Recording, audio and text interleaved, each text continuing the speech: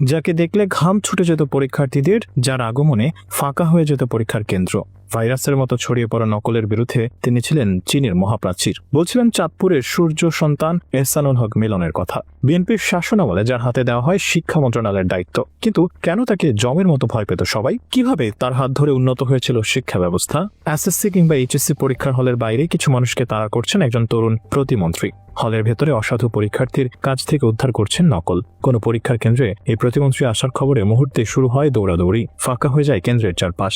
এমন দৃশ্য দেখা গেছে 2001 থেকে 2006 সাল পর্যন্ত এসএসসি ও এইচএসসি পরীক্ষার বিভিন্ন কেন্দ্রে। তবে সময়ের সঙ্গে সঙ্গে এসব দৃশ্য কমে আসে, যা ওই মানুষটির মহৎ চেষ্টার ফল। মানুষটি হলেন তখনকার বিএনপি সরকারের শিক্ষা প্রতিমন্ত্রী আনমো এহসানুল হক মিলন। গত শতাব্দীর 90-এর দশকে দেশে পাবলিক পরীক্ষা তথা এসএসসি এবং এইচএসসি পরীক্ষায় ভাইরাসের মতো ছড়িয়ে পড়েছে নকল প্রবণতা। ঢাকার বাইরে পরীক্ষা কেন্দ্রের চারপাশে নকল সরবরাহকারীদের ভিড় লেগে থাকত। পরীক্ষা শুরু হলেই তৎপর হয়ে ওঠে কেন্দ্রের বাইরের এই লোকজন। কেউ দেয়াল টপকে ভেতরে ঢুকে, কেউ বাইরে থেকে ছুড়ে পরীক্ষার্থীর কাছে পৌঁছে দেয় নকল। আর পরীক্ষার হলে প্রবেশের সময়ও কোমরে বেঁধে মোজায় গুজে নকল নিয়ে যায় অনেক পরীক্ষার্থী। সমাজের ভয়াবহ এই রোগ সরাতে পারছিলেন না কেউই। 1996 সালের সংসদ নির্বাচনে কচুয়া উপজেলা নিয়ে চাঁদপুর 1 আসন থেকে বিএনপি হয়ে নির্বাচিত হয়েছিলেন আনমো এহসানুল হক মিলন।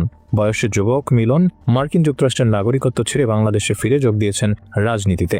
সাংগঠনিক দক্ষতায় দ্রুতই নিজেকে চাঁদপুরে প্রতিষ্ঠিত করে ফেলেন তিনি। কিন্তু ক্ষমতায় তখন আওয়ামী লীগের হেভিওয়েট প্রার্থীকে পরাজিত করার পুরস্কার দেয় বিএনপি। তাদের সরকার গঠনের পর এহসানুল হক মিলনের স্থান হয় মন্ত্রিসভায়। তাকে দেওয়া হয় শিক্ষা মন্ত্রণালয়ের প্রতিমন্ত্রীর দায়িত্ব। এই কাজে নেমে সমাজের ভালো মানুষের সমর্থন যেমন পেয়েছেন, তেমনি বাধা আসে স্থানীয় প্রভাবশালীদের কাছ থেকে। তবে এসব বাধা তোয়াক্কা করেননি এহসানুল হক মিলন। সঙ্গে 2-1 সাংবাদিক নিয়ে ছুটে গেছেন প্রত্যন্ত অঞ্চলের পরীক্ষা কেন্দ্রে।